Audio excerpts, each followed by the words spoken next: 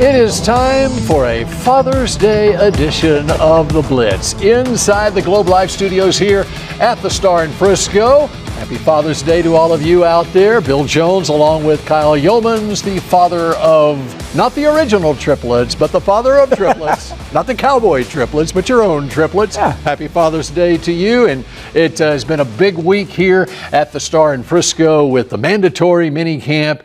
And it was perfect attendance, as Brian Schottenheimer quickly pointed out. And it's a wrap up to the offseason. Yeah, it was kind of an emotional ending to the offseason for Brian Schottenheimer. The way he wrapped things up on Thursday following the final walkthrough of minicamp was that it felt like a dream come true, and you could feel that from Brian Schottenheimer. He spoke to the buy-in from his players on the roster, the guys that competed at the high level, that ran at the high level that they did, but also the camaraderie and the fellowship within the building as well that you can talk to the culture change about. So guys like Micah Parsons, who has the contract questions around him, coming in and participating in some drills in meetings and whatnot throughout the week. It felt like that perfect attendance mark was a really important milestone for Brian Schottenheimer. They hit that, and they got a lot of work done over the last couple of days. Tuesday, Wednesday, both being full practices. Of course, no pads, but still full OTA-style practices, as Brian Schottenheimer alluded to. And then the walkthrough Thursday to wrap it up and send us into a 5-week break, getting ready for training camp in Oxnard. We shall see how many games this team wins on the field to come September and October. But the head coach has won every press conference so far. I'll just say that much. And Micah Parsons talked to the media earlier this week, too. How hopeful are you to get a deal done before you go to Oxnard? I'm pretty hopeful. I'm still, hanging tight. Like, I understand it's up to him, and he gives the green light on everything. So hopefully something's done, by next month. How do you avoid getting anxious as this thing starts to drag on a little bit? I just keep on working. At the end of the day, man, I still love football. I think it's still about football. I understand the business side always kind of creeps in every couple years in the football world, but I just keep it about football. We'll see what happens as far as the contract extension for Micah, but he was on the field talking with Jerry Jones for nearly a half hour in Tuesday's practice, and he says he does plan on being in Oxnard regardless. Yeah, and I really liked what we saw from Micah this week, not only showing up amid a contract dispute, because we've seen other big-time players across the league not show up for their minicamps while in the middle of contract talks, but that press conference was on Tuesday. Then on Wednesday, he worked into some individual drills, as you can see here, because he just could not hold back. That competition element is certainly important for Micah Parsons. You heard him quote there that he wants to keep it about football, even with the money being talked about between Jerry Jones and Micah Parsons' party. They did that. He kept it about football. He had this conversation. Then the next day he worked in there and was there for his teammates throughout the week. I had a lot of respect for the way that Micah handled that throughout the week, and I look forward to that contract being done sooner rather than later whenever we get closer to training camp. All right, we're just getting started on this edition of The Blitz. Coming up later in the show, that'll get you fired up for some football. Aaron Whitecotton, the Cowboys' new defensive line coach. And, I'm going to name him my all-OTA assistant coach team. All right? Love it. How do you like that? All right. Love it.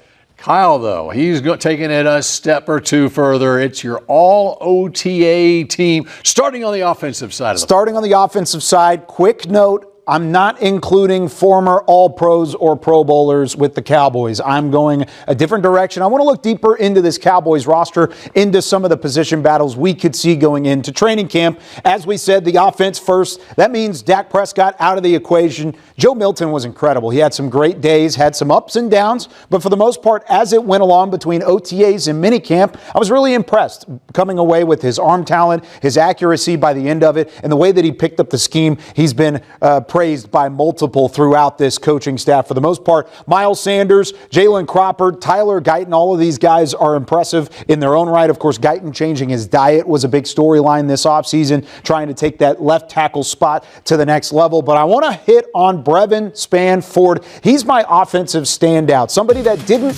anticipate going into OTAs, or I didn't anticipate going into OTAs and minicamp to have the weeks that he did. Brevin Spann-Ford with his size, 6'7" plus, he's got that big build. I'm excited to see how he can add a receiving element. He had a couple big touchdown grabs, even rotated in with the ones during minicamp, during the 7-on-7 and the full all-11 team practice session. So a lot of this from Brevin Spanford is hope.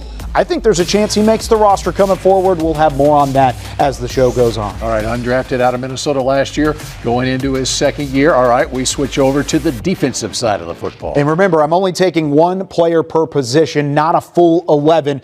Defensive tackle Solomon Thomas. I mean, he was a storyline in his own right, just being on the field, looking at the physique that he has. That's something significant as well. I'll skip over Ezeraku for a moment. Jack Sanborn making a push for a possible starting linebacker spot. Wanye Thomas is somebody that's been mixing in both at the cornerback spot, inside at the nickel, and at safety as well. And then I want to hit on Ezeraku, best rookie, I think, by far across the board, other than maybe Tyler Booker. And then Kyer Elam as a cornerback that the Cowboys traded for early in the offseason. It felt like every single practice there was a pass breakup or interception or near interception from Kyer Elam. Of course, as a former premium draft pick, the Cowboys could really utilize him in the depth at that cornerback spot. He's making a push to be in that rotation at corner, which could be a huge plus for Matt Eberflus on the defensive side. So there you have it. I don't know that anyone's done an all OTA team before, but Kyle Yeomans has done one, and that should get you fired up for some football and for training camp in Oxnard, California. Speaking of that, when we come back here on the... yes, I remember it well. Welcome back to the Blitz. Bill Jones and Kyle Yeomans now joined by Nicole Hutchison. And yes, I do remember Dak at that mini camp, that last practice at Valley Ranch, and a lot of us in the media were thinking he's the fourth string quarterback on this team. Jameel Showers was ahead of him, and Dak, and of course Tony Romo and Kellen Moore. And my bold prediction coming into that training camp that year was that Dak Prescott would be the starting quarterback to start the season. You know what? That was a wild and bold prediction, but you got it right. I know, Nicole, you've been watching minicamp practices out here as well. There's some bold predictions that can happen between now and Oxnard. Absolutely. Are you guys ready for mine? Yeah, let's go. Are y'all sure y'all are ready for bold this? prediction for training camp right here. Wanye Thomas will be a starter in the secondary. Okay. Just hear me out here, okay? Just hear me out, because he has been taking some reps with the ones, of course, with Donovan Wilson off to the side rehabbing. He's taken some reps with those split safety looks alongside Malik Hooker, so that is something to keep your eye on, but it's really the nickel cornerback position that is something that I am looking forward to, because, of course, the Cowboys have been putting Deron Bland, getting him some reps in the nickel position, but they've also been giving Israel Mukuamu, also Wanye Thomas, and a little bit of, Kalen Carson as well. But you talk about Wanye Thomas, who has shown that he can be that physical guy in the secondary. He's very quick, something that you do need at the nickel position. He's also great in coverage as well. And something that he did tell me in locker room this week is that he is just trying to do anything to get on the field, guys. I mean, this is somebody that has a chip on his shoulder. You talk about a guy that came in 2022 as an undrafted free agent, has showed that he can be a key contributor in 2023 and 2024 as well when his name was called upon. So I'm very excited about Wanye Thomas. I'm calling it. He's going to be a starter in the secondary. All right, guys. that is a bold prediction. All right, Kyle, what do you have as your bold prediction? You know, it's funny. We just finished talking about my all-OTA team, and I mentioned Brevin Spanford at the tight end position. I think he's got a shot to be tight end too. He was still given the twos treatment in that final minicamp practice on Thursday, where it was Luke Schoonmaker and Jake Ferguson ahead of him. He worked with the second team led by Joe Milton. But I think by the end of training camp, watch out for him to not only make the roster, but to possibly challenge Luke Schoonmaker for that second tight end spot.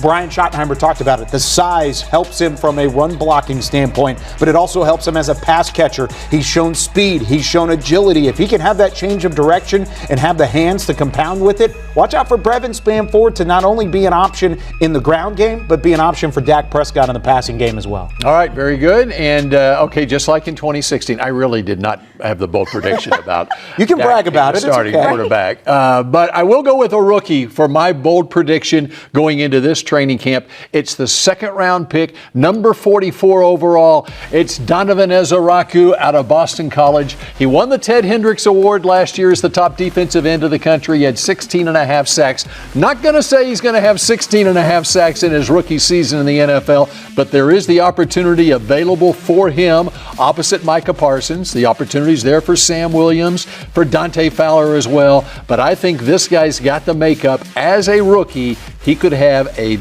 double-digit sack season. As Araku rocks during training camp, we're going to see it. You've liked what he's done out there, too. Absolutely. I mean, I think that from even what Scheidenheimer has mentioned, he said really impressed him about 1,000 times. But I think that he comes in with the mentality of he wants to be a starter in this league. And I'm excited about Ezra as well. All right. A really good job, Nicole.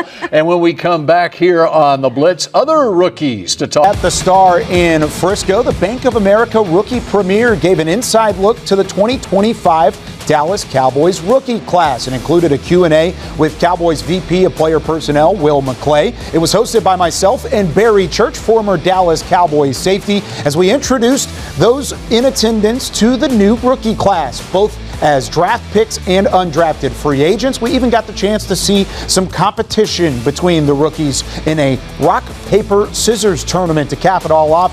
The entire event is available online at DallasCowboys.com and streaming on the Dallas Cowboys Now app right now. I love it. That's been the theme of this offseason, competition. So who won rock, paper, scissors? Jaden Blue won, rookie running back out of Texas. All right, Jaden Blue. He's used to throwing up the horns up, but he had a couple rock, paper, scissors. There you go. There you go. He did the scissors with the horns. That's what he did. All right, let's talk about the rookies. This rookie report, let's start at the top of the class. Let's start with the offensive guard out of Alabama, Tyler Booker. What are you thinking? He's checking all the boxes at the moment. That's the biggest thing for Tyler Booker right now because there's no contact between the offensive and the defensive line. So you want to see him picking up the playbook, picking up coverages, picking up footwork.